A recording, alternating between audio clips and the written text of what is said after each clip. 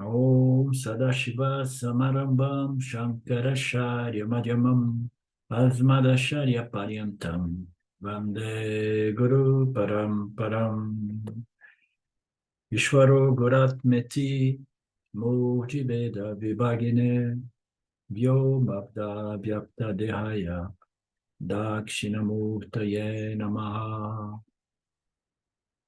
Sava Vedanta Sedanta Gocharam Tamagocharam Govindam Paramanandam Satiguru Pranatoshmaham Om Om Shanti Shanti Shanti Om Namaste. Welcome to our Tripura. Welcome to Tripura, to our Mandukya, Karika, old habits.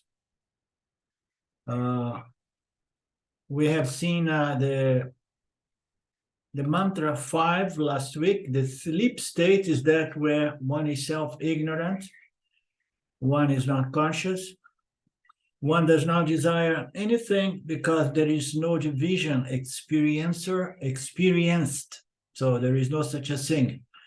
That divaita, that division, that duality that we all know in our awakening state, awake state and sleep state, it's not available for us in deep sleep. So we don't see anything.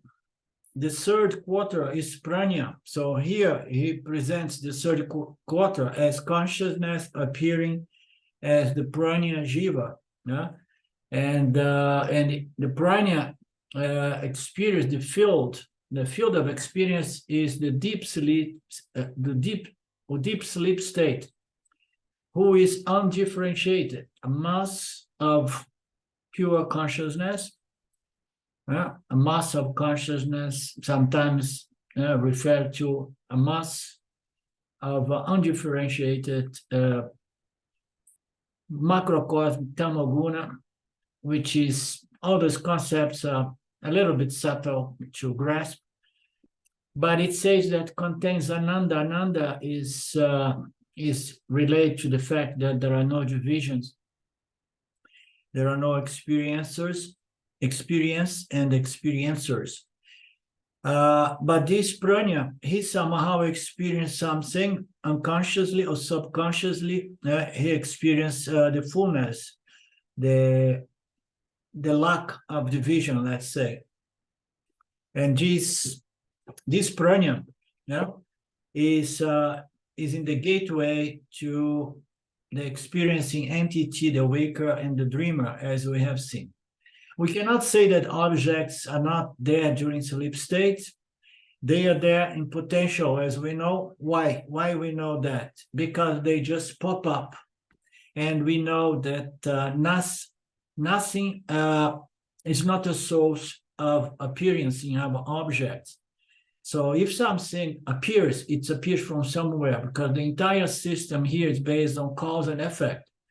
So it comes from the causal body.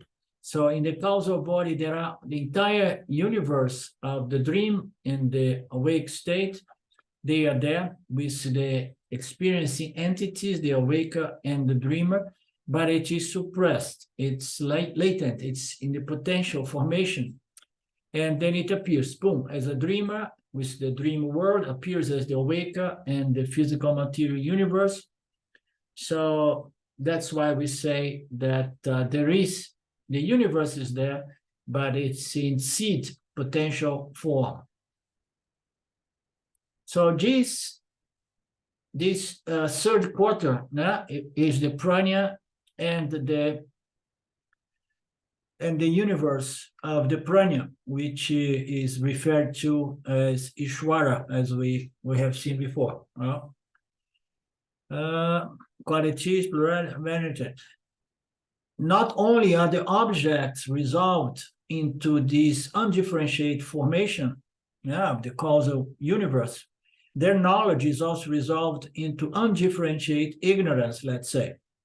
So in the awake state, for example, two objects like clip and the watch are present, and the knowledge associated with each one of these objects is also present. Many different objects and corresponding different knowledge cognitions are present in the awakened state. There is no cognition with an object, and there is no object without the cognitive consciousness, okay?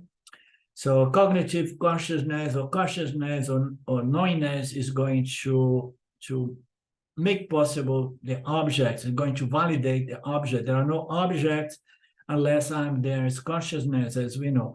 In sleep, both objects and the corresponding distinctive plurality of objects and their knowledge are resolved into one undifferentiated mass of something. We can say mass of total ignorance, mass of fullness, that often is referred as Ananda Kosha or Ananda Maya Kosha. So there is just no division, no duality. Undifferentiation means to say Advaita. Okay, so that's why the causal body feels so close to our true nature. When the objects and the experience are resolved, our problems are resolved. Every object produces a variety of disturbance, like desires, aversions, attachments, and the whole shebang of the samsara, as we know. These are products of objects and the knowledge, the contact with the object. We all the time contact the object. There is no object with consciousness contacting the object, and consciousness can contact only if there is an object. And this is the dual world, the experiencer and the experience. So that is going to produce what? Disturbance, because we're going to feel attracted and repulsed by different namarupas. And that is going to, in either case, if we attract, there is mental disturbance. If we feel repulsed, there is, in any case, mental disturbance.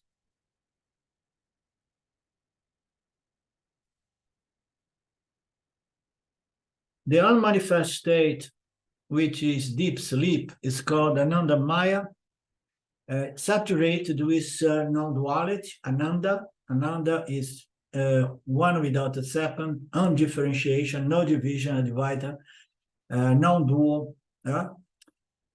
It's called Ananda Maya.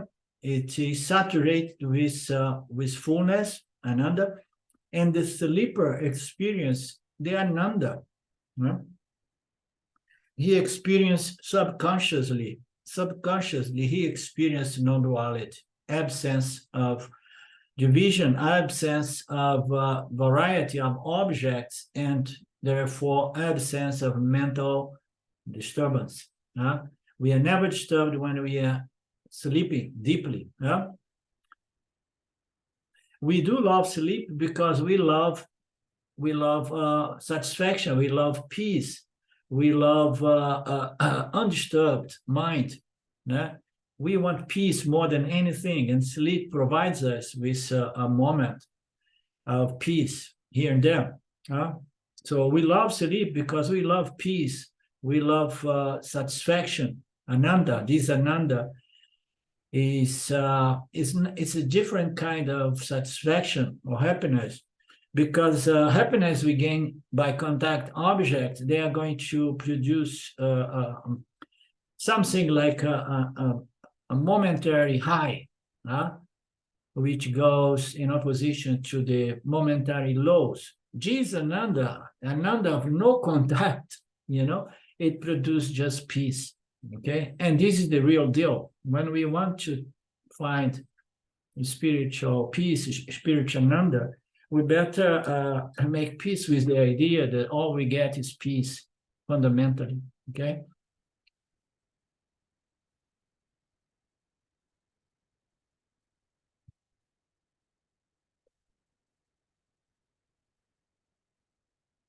The basic Vedantic principle is that we love the source of peace and we don't love the source of disturbance.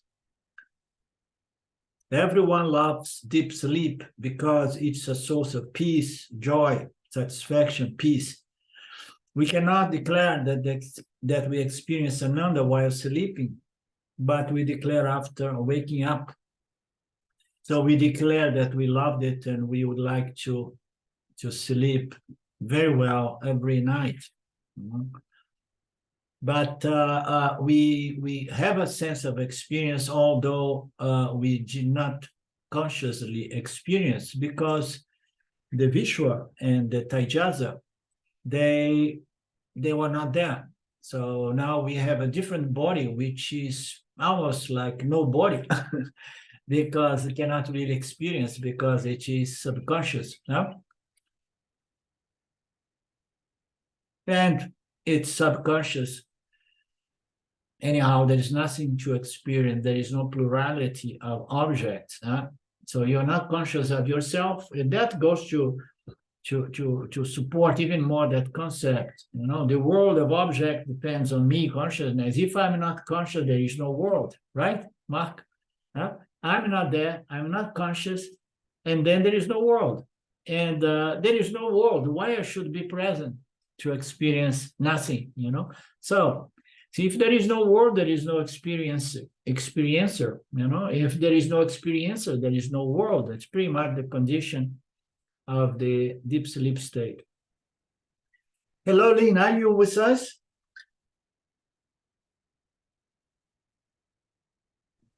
Yes, I'm here. My camera's not working. Thank you. In the section 6 to 8 of Taittiriya, a comparison is made between original happiness and reflected happiness. Prajna is the experiencer.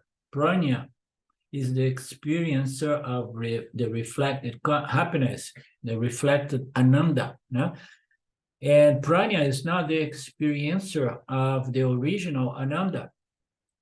There are 4 differences between the original ananda and the reflected ananda. This is very beautiful, very rich, and I'm sure we are all going to enjoy it. The first difference is the reflect ananda belongs to ananda maya kosha. So, as we know, there is original consciousness. It reflects in the subtle body.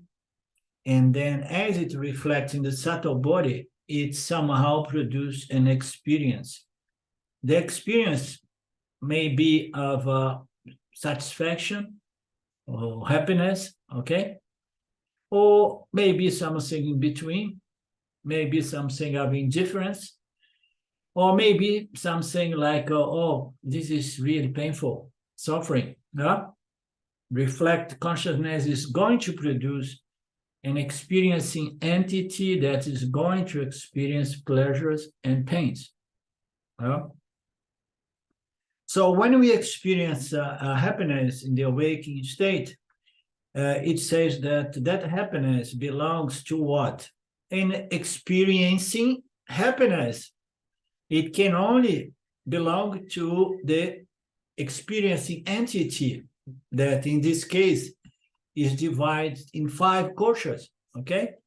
So when the mind is properly resolved, you know, without attraction and repulsion, desires and aversions, you know, the individual, the jiva, is kind of sleeping while awake.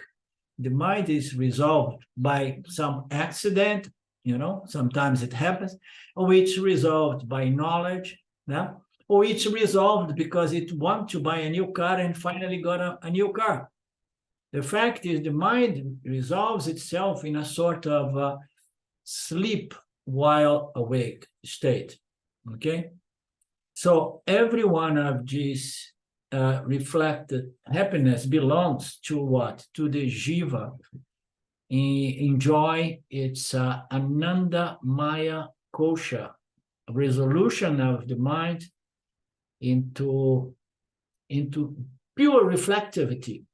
I mean, the consciousness reflects in the mind is properly resolved, and then one feels peace and satisfaction, and it's not come from any object, or it comes from an object, mistakenly it's said, it's because I got a new car, but it's not because you got a new car, it's because the mind got rid of desires and aversions. So this happiness, this ananda is said to be a kosha ananda, So it is ananda that every human being experiences when it gets what it wants, or in deep sleep. When we get what we want, or sometimes, incidentally, we have a moment that the mind gets resolved and we feel like that peace that passes understanding. But there is the original Ananda, which belongs to the self itself. It's called Atmananda. So there is Atmananda and Kosha Ananda. Kosha Ananda belongs to the experiencing entity, more precise, the Vishwa, the awaker. Are you following, Philippe? Belongs to the awaker.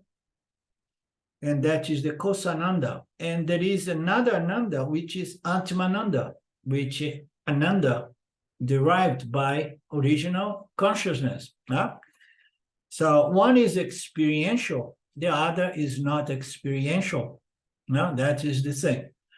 So you cannot experience Atmananda because it's the intrinsic nature of the I, of the self, of the Atman, of oneself. The reflect happiness is subject to arrival and departure, and it's therefore impermanent. The original happiness is permanent.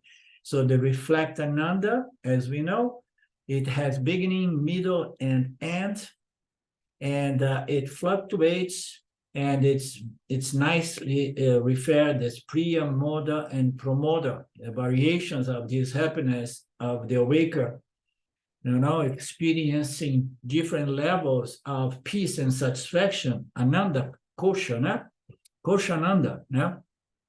Reflect consciousness, it's always changing, it comes and goes, and it begins and disappears. And the original Ananda is permanent and not subject to modification. Okay, so it does not change, there is no gradations on that. The reflect, number 3, the third difference, the reflect happiness is subject to gradation. I already anticipate that. The original happiness is not subject to gradation. Number 4, the reflect happiness or Ananda can be experienced. I already anticipated that, and it is available for objectification and experience. The original happiness can never be experienced. And then one says, so what is the deal? If I have my original Ananda and I cannot really tap into that and experience it because it's not an object of experience, so what is the good? It's not available for Ananda. Atmananda is not an experience available for the Jiva Atma. For the Jiva Atma, the only thing available is what? Koshananda, only that. But we're going to understand why Atmananda is fundamental so that we can enjoy Kosha Ananda. So you understand where I'm going with it. The original happiness is not available, but for experience, but is available to be claimed. It's available to be claimed as my very nature. Okay, again, but this is intellectual. So to know that your nature is fullness does not going to change one's life's experience. No, it does change. That's the key. If it does not change, it's because the knowledge is not really firm, and there are doubts, there are suspiciousness. The knowledge did not was really taken in without doubt. Okay, so the original happiness cannot be experienced, but is available as our very nature, and is available for what? To be claimed. And then what happens when I claim I am this Atmananda? And then I have more Koshananda available for me, because only Koshananda is available for experience. There is no contradiction in none of this. Right, Mark?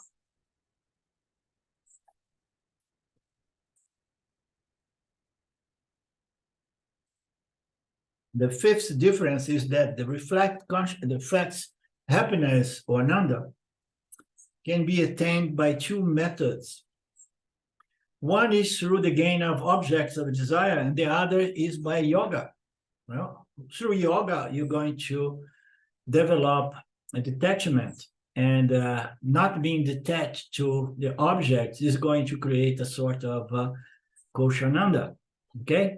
Because to be attached to the object is what produces mental, emotional disturbance, because if I'm attached to something and I cannot control the field of the object, I'm going to be disturbed. Rather than experience peace and satisfaction, I'm going to experience insecurity, anxiety, and so on. Yeah?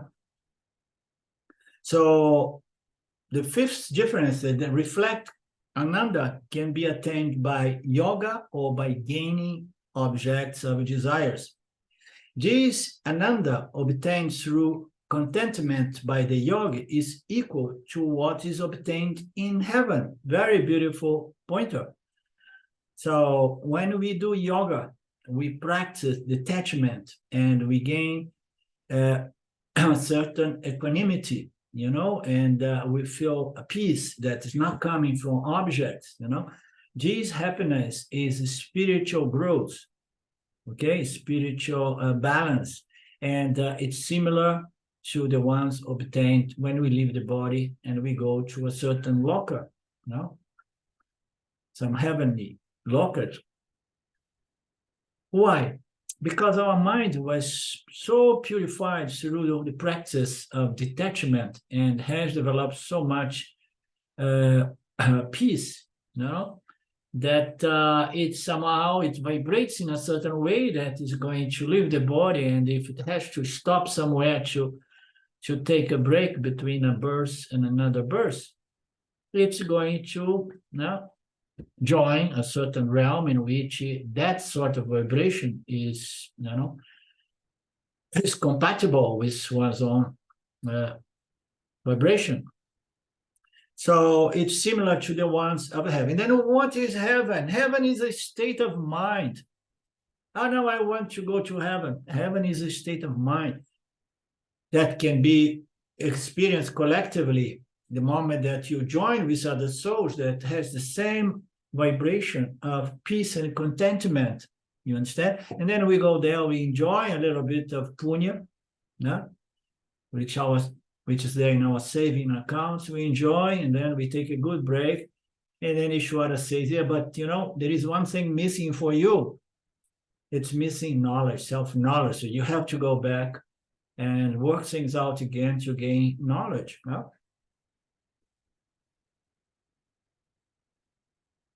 The reflected ananda happiness can be gained through sense objects or by contentment. So now he presents the fact that we can get happiness, which I already anticipate.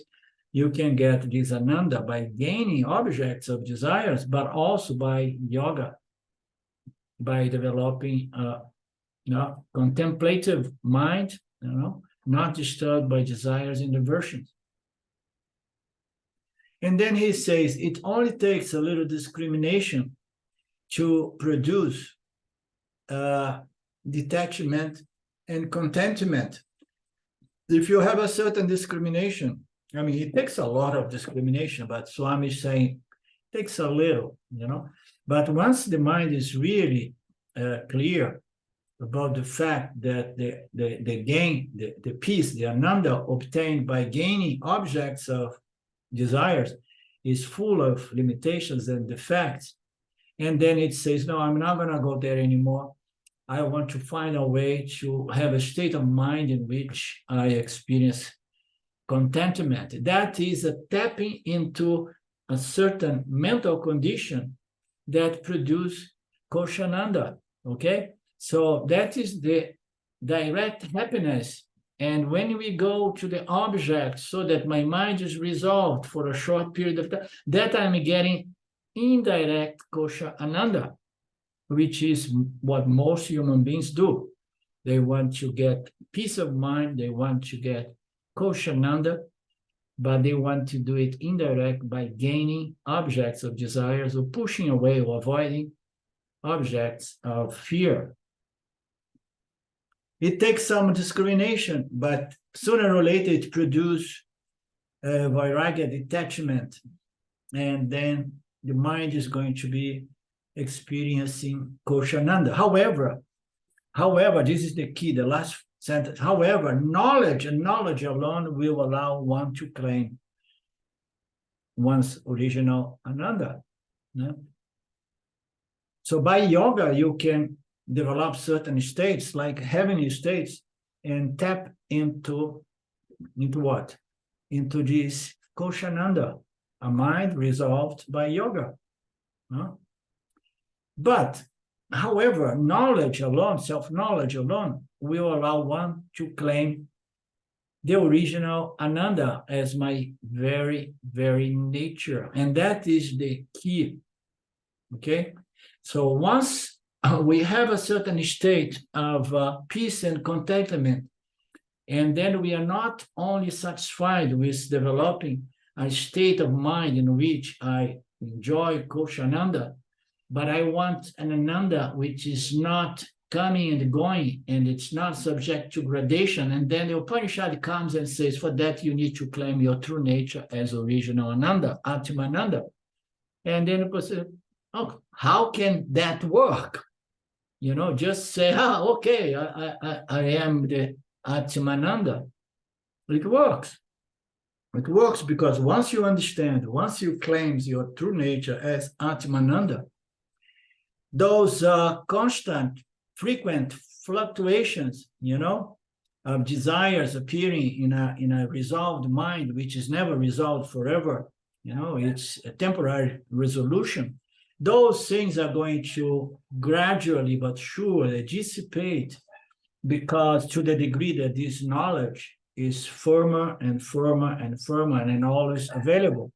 Okay, so a mind which is not feeding, you know, or being governed or operate by desires and aversions is only possible if I understand my true nature, which is free from the needs of gaining objective desires or avoiding objects of fear. My true nature is consciousness of limitless nature, non-dual nature, one without a second, full, whole, and complete.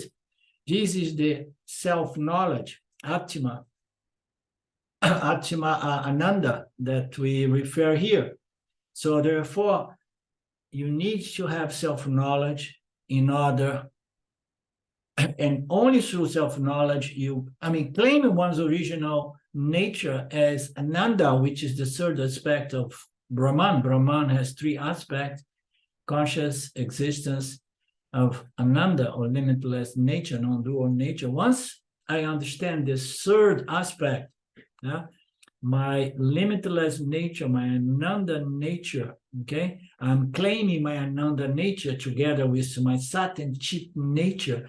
And then at that point, I know, okay, I'm fully satisfied. I don't need to chase things of the world as a means to find satisfaction and peace. And that has an incredible, strong effect on this cosmic universal ignorance that compels people again and again to run, to gain, to keep, and to avoid things.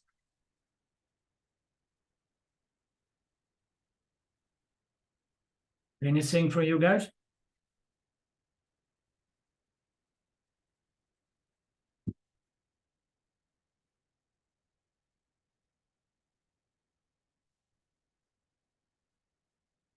This sleep state, or the sleeper is the link between the waking and the dream states. Sleep state is the vestibule between the awakening and the dream. According to Vedanta, from the awakened state, we never go direct to the dream. And also, we do not go to the awakened state from the dream. So it means to say, and I think you all have heard about that, that pointer, that mentioned. Through the sleep, and only through the sleep, we move into the other two states.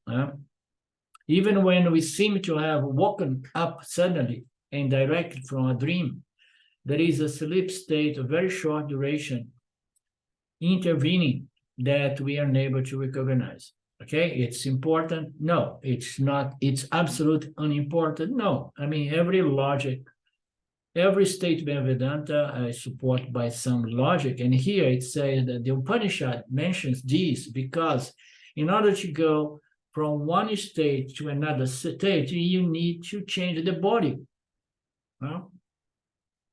So you need to give away one body and develop or take another body. You have to drop your identification as the awaker, to take in the identification with the dreamer. So, but in order to do that, you have to drop it. When you drop it, you don't have a body.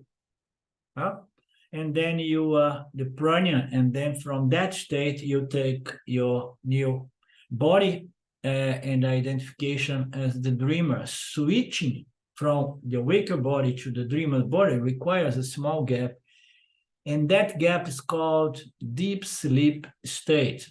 Okay, it's like a changing room in which you drop one body and pick up the other. The sleeper is the link between the waker and the dreamer. Prana is the link between Vishwa and Taijasa. Atma is prana when associated with the potential body, the causal body, which is saturated with a sort of ananda. So we were talking before about different anandas, the ananda gained by yoga and the ananda gained by accomplishing or gaining objects of desire. But in that context, I did not mention the ananda gained by the deep sleep state, okay, which is it's unconscious, but it's there available every night if we behave, okay, and then we may enjoy a good Nandamaya quotient unconsciously. But we can have Anandamaya quotient consciously, directly by gaining desired objects, or indirect by the means of yoga, or by the means of knowledge, which is the ultimate Koshananda that we can gain, because as we know, we cannot experience Atmananda.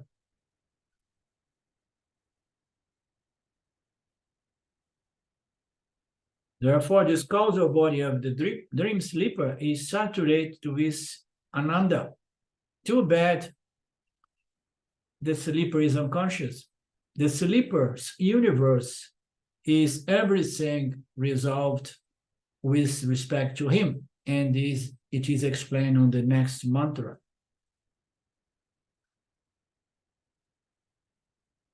So the thing about the sleeper universe, which is called Ishvara, prana, and then we live within the scope of Ishvara, the macrocosm causal universe, everything resolved in Ishvara, and this is going to be the sleeper and the sleeper's universe. The next mantra is going to address this. He is the Lord of all. He is omniscient. He is the inner controller. He is the source of all, being the ground of origination and the dissolution, the ground of dissolution of everything, of all beings. Beautiful mantra. We are talking about the third quarter in this verse relating to Ishvara. The previous verse was related to the prana. This one explains Ishvara. She is saying that Ishvara is the Lord. All knowledge is there. Omniscience. And his controller, meaning to say by his laws, he sustains and recycles everything in this universe. And he is the source of all. He is the material cause of the universe as well. He is the omniscient inner control. He is the intelligent cause as well. And he is the ground on which the whole universe resolves itself back and appears from again and again. Causal, from causal to subtle to the physical. Atma associated with the entire universe in potential form is called Ishvara. Prana and Ishvara are the Atma associated with the third quarter, meaning to say the sleeper's body and the sleeper's world, which is Ishvara, the macrocosm causal body. Atma is the ruler of all. Because of this, Ishvara alone, everything in the wake state evolves. So everything is contained in Ishvara. Ishvara is presented as the potential seed cause of the universe, in which it is there in its knowledge, intelligence, and the elements which can be evolved or developed to become the physical material universe. Everything is in there. And he's the ruler, he's the Lord. And it's because of this supreme knowledge, intelligence, as that we, the awakers, and the universe, the physical material universe, has evolved. When we go to sleep, everything resolves back in the causal body, the universe. This Ishvara has omniscience, not just knowledge of one body. Oh, he's aware of my vasanas, of my karma. No, he has the knowledge of all living creatures.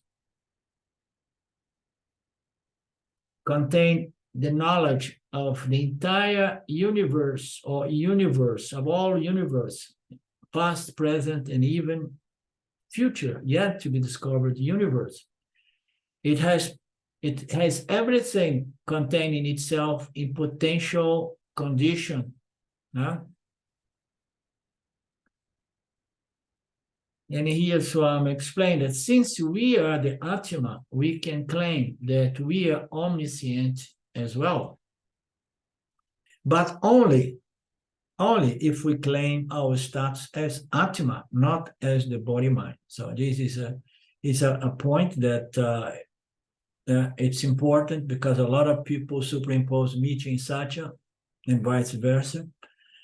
And when we say that everything springs from me and resolves back into me, we are referring to our status as consciousness, as Satchitananda, as Atma, as the self, not as the body-mind. If the body-mind has any sense of vanity by claiming that status, it means to say that he believes that the body-mind, is omniscient, which is an absurd, as we know. The problem is when we use the word I, usually, invariably, almost, we mean the body-mind. And then we have to be very good. I, blah, blah, blah, blah, blah, blah, blah. Because of I, everything is. That reminds me, Nisargadatta Maharaj. I am, therefore, everything is. And that's, wow, this guy is really arrogant.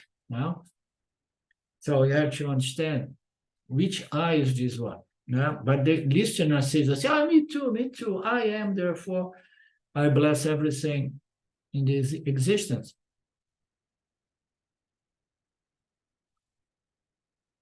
That's why body identification is the greatest obstacle to the assimilation of all these Vedantic teachings. In Taittiriya Upanishad, the Yani claims that he is everything, the all-pervading consciousness.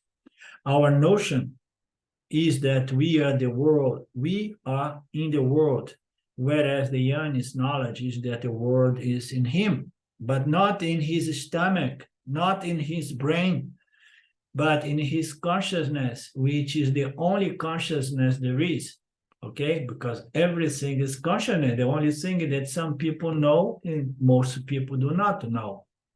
But if you know, you can say everything happens within you, my neighbor, within you, my friend. Everything is happening within you, which is something that maybe it's more easily to be accepted to the human ego. Oh, wow, it's within me. What do you mean? And then you have a window by which you can, sell a little bit of Vedantic advertisement.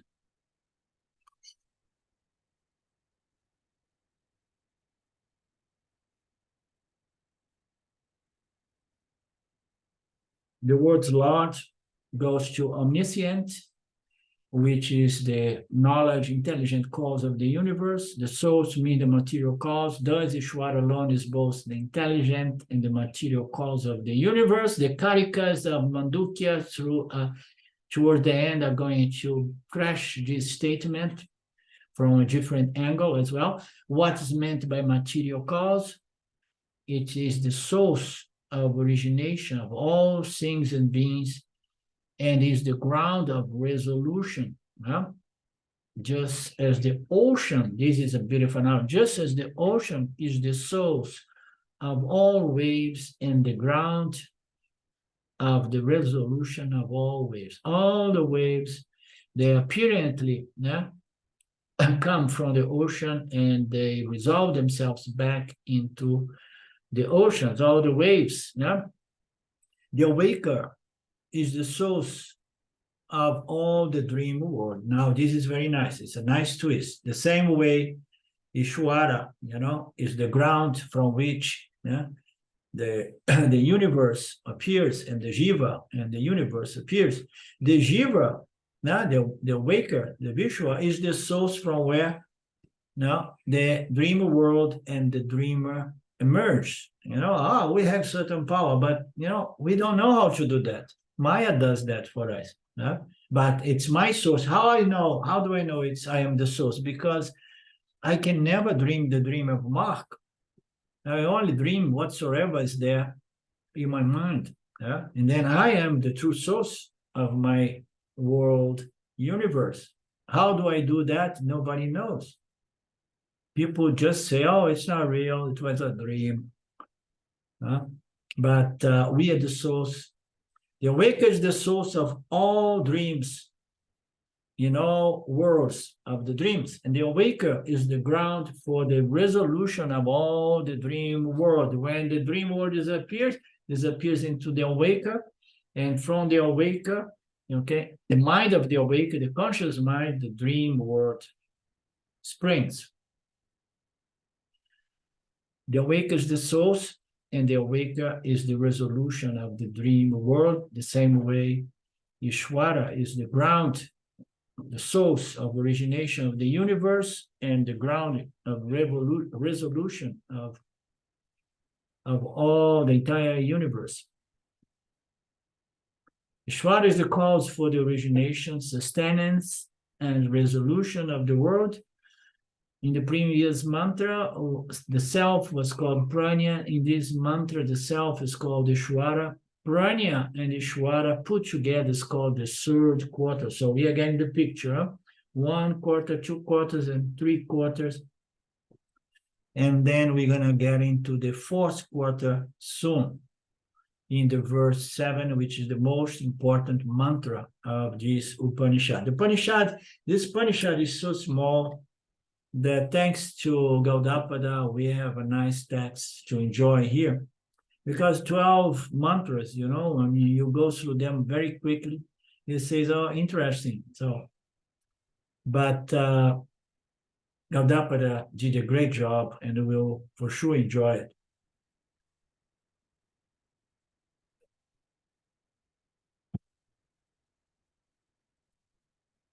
Vishwa and Virat, Taijaza and Hiranya Garbha, Pranya and Ishvara cover the 3 quarters. The 4th quarter is described in the 7th mantra. The first 3 quarters are Atma associated with Anatima. 3 types of Anatima. The Atma is one. The Anatimas, the experiencing entities and its respective words, they are Anatimas.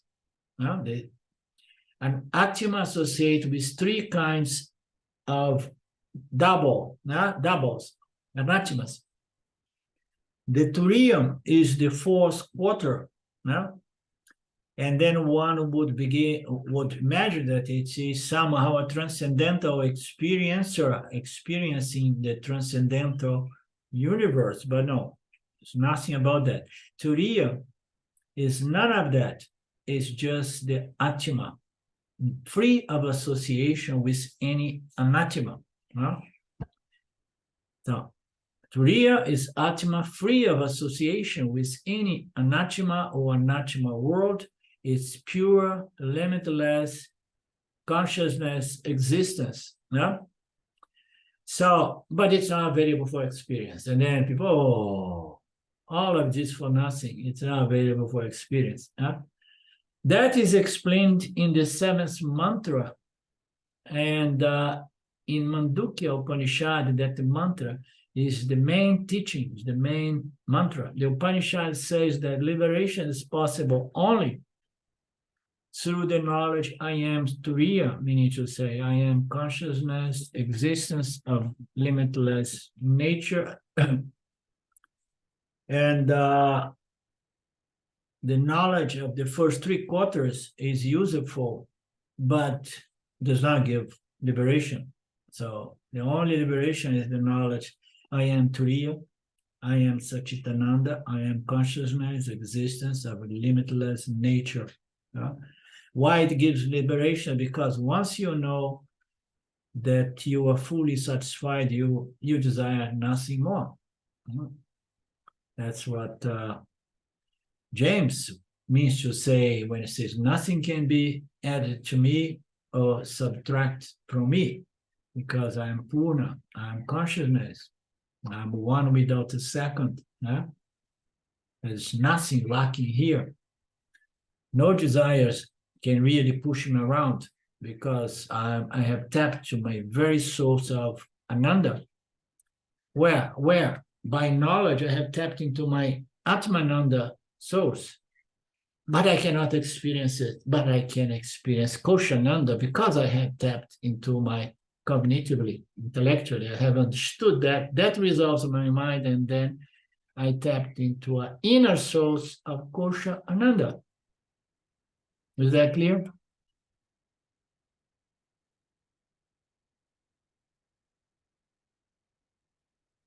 Okay, and now we have the game, the play of Karikas coming between. We did 6 mantras, and now we have the first Karika, now Gaudapada. Vishwa is with outward consciousness, and it's all pervading.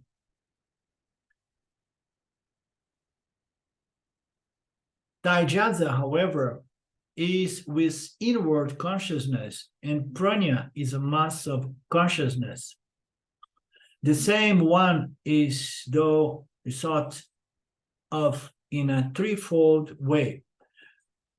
So his karikas, they are sometimes they are a little bit enclosed. We need to decode this presentation here. We're going to use the help of Swami Paramarthananda. We are going to see 9 karikas now before we get to the 7th mantra, which is the most important. Those karikas are going to be there to support and consolidate our understanding in respect to the first 6 mantras. No? The 6 quarters, the 3 quarters. No? Karika does not comment upon every word of the mantra. It says sometimes that the Karikas are not commentaries, they are analysis. I don't know. That is the difference from commentary. Karika is an analysis. It is a study or an observation. Here, Gaudapada compares and contrasts the 3 quarters in terms of the common and uncommon features. He brings something else to the table. He's going to make an analysis comparing the 3 quarters in terms of the common features and uncommon features. Thereafter, he gives some additional information about the 3 quarters taken from the other Upanishads, Chandogya, Brihadaranyaka Upanishads. So again and again, we have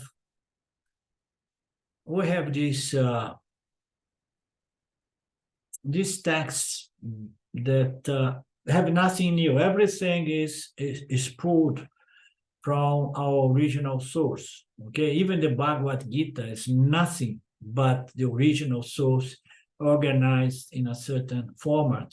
Okay. Vishwa is the awaker who has his awareness turned outwards, and Vishwa himself is Virat from the total angle. So Vishwa itself in its true nature is the manifest universe, and Vishwa as an experienced entity has its consciousness turned outward. But Vishwa himself is Virat from the total angle, okay? It is a pair, experiencer and experienced. They are intimate connect. The experience cannot exist without the experiencer. The experiencer cannot exist without the experienced. It's exactly like the ocean and the water. The ocean cannot exist without the water, and so is the wave. Similarly, the Taijaza, the dreamer, is the same Atma only, but turned inward. And Prajna is one in whom all the experience and knowledge are in a mass of undifferentiated form. Gaudapata used the word Grana Prajna. All the three are the one and the same Atma. So the three entities and the three universes are but the Atma. Bodies are different, sense organs are different, words are different, but consciousness is, I consciousness am one and the same. So what is common between these three experiencing entities, the awaker, the dreamer, and the awake and the sleeper? What is common is consciousness. As we know, we have seen this many times. I forgot to put my poster here. So you see that there is the symbol of Om in each one of those universe with the experienced entity. So there is a symbol of Atma, Atma, Om, Om, Om, meaning to say that the common denominator is consciousness. Consciousness, I am, therefore, the consciousness is the common factor. Awaker I, dreamer I, and sleeper I are the three different names for one and the same consciousness, and I am consciousness.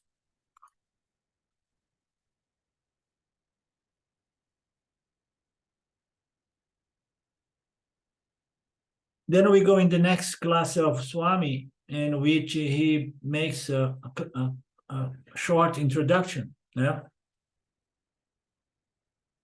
One consciousness is associated with the three states, the very same Turiya is giving the three names from the standpoint of the three states, Vishwa, Tejas, and Prajna. Vishwa, Tejas, and Prajna are consciousness in a sort of relational state. Okay, it's related to the world through a certain entity who experience a certain body, an instrument of experience. It's just like the same person who sees itself as a father to his son, husband to his wife, and a son to his father. So now we have consciousness appearing as Vishwa, Tejaza, and Prajna. Once you negate the relational status, relational state, the names are gone, and he's just a person. I'm no longer a father, a son, or a husband, because I have negated those roles. So who am I? I'm none of these roles. I am just a person. So who am I? Am I a waker, the sleeper, or the dreamer? No, I'm negating those roles. and I am just consciousness, consciousness appearing as these three entities experience the three respective worlds. Similarly, Turiya gets three different relational names with respect to three different states. And consciousness turned outward makes Vishwa experience Virat. Consciousness turned inward makes the Taijasa experiencing the dream world. And consciousness, and how do they say? Turn inward, consciousness, and not turn neither inward or outward, but remains as a mass of consciousness. So this it's interesting, this passage, because we see that the posters are behind, but we can imagine that's there. So we have consciousness, and then through the 19 mouths, now all those channels by which we experience the world, and including the ego, and we have those experiences moving towards the physical universe for the awaker to interact with the world.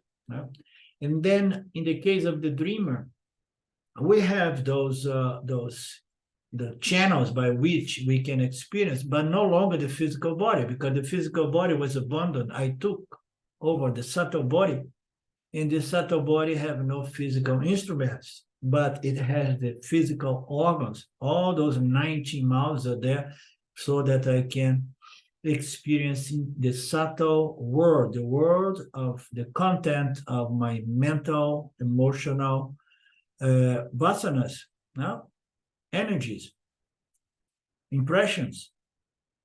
Arlindo, I have a question. Please. Going back to the verse, Vishwa is without outward consciousness and is all-pervading. Can you fill out for me what that all-pervading refers to?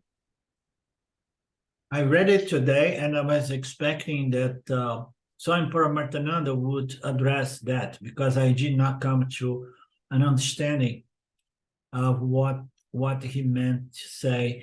I think it was referring to consciousness is all-pervading, but it appears as if he's saying that Vishwa is all-pervading. Let me go back there. That was my first guess. Where is it? Vishwa is outwardly, consciousness moved outward. Vishwa is with outward consciousness and is all-pervading. So consciousness is all-pervading. Vishwa is not all-pervading. At the most we can say that the Vishwa, its conscious mind, it may pervade the physical or their experience. He's experiencing the awake state. So I was intrigued by this. I was hoping that Swami Paramarthananda would mention something about this. But my suspicion, especially if Swamiji does not say anything, is that Vishwa is with outward consciousness and is all-pervading. So what do you think, Mark? I had the same thoughts actually when Lynn said the question. The same question appealed to me when we went through it.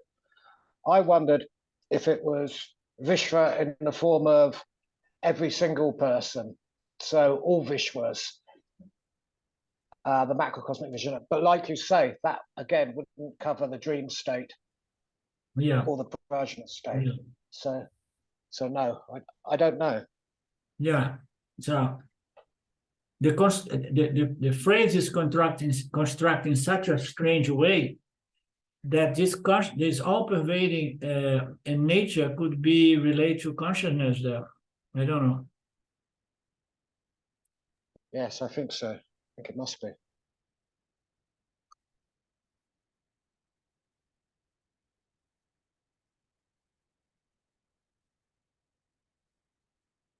So therefore, Turiya gets three different relational names with respect to three different states and through three different experience agents.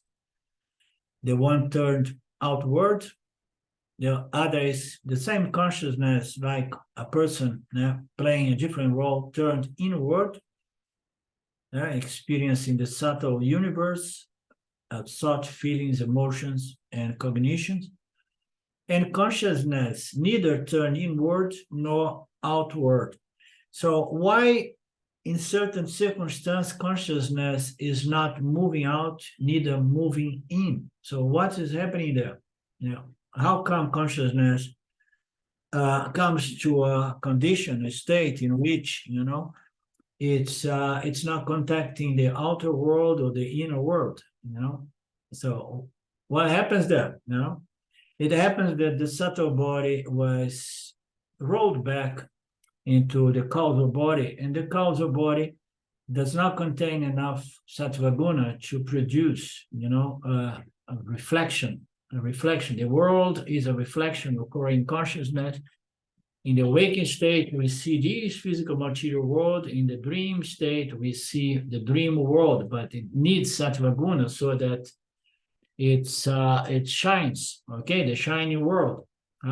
In the awakened state, we associate with the physical body, but with subtle bodies there, hooked to the physical body and giving us sentience to experience the world, which is a reflection that happens in consciousness, producing this reflected consciousness.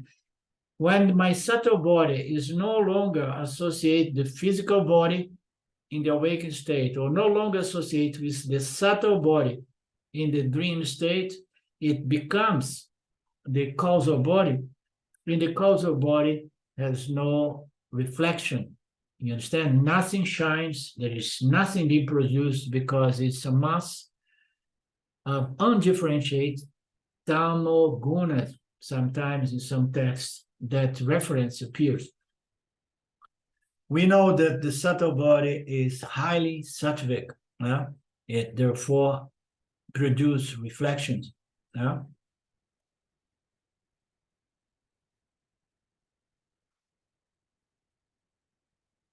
That was said in Karika 1. In this Karika number 1, the most important part is that there are no three optimas. The common factor, the common denominator, is what? Is the Atma, is consciousness, That is the common denominator, and the three entities and the three universe are non-essential attributes, okay? So what is the essential attribute here? Is consciousness, okay? And it appears as the three quarters, but fundamentally it's not associated with anything. It's free of relations. Relations are somehow superimposed upon the self consciousness, the Atma Brahman. The Atma is the same, and then the duality of the three quarters are different, but consciousness is one, including the three names Virat, Hiranyagarbha, and Ishvara with respect to the three universe. Atma, therefore, has 6 relational names. The three agents and the three universe, and it's like us, I myself having 6 roles, receiving 3 identities or relations, or names. I'm a father, I am a husband, I am a son, I am a brother, and so on. But fundamentally, I am a person. No, I'm not a person, I'm consciousness. Okay. Okie dokie. We're going to keep cruising. I hope you guys are enjoying this text.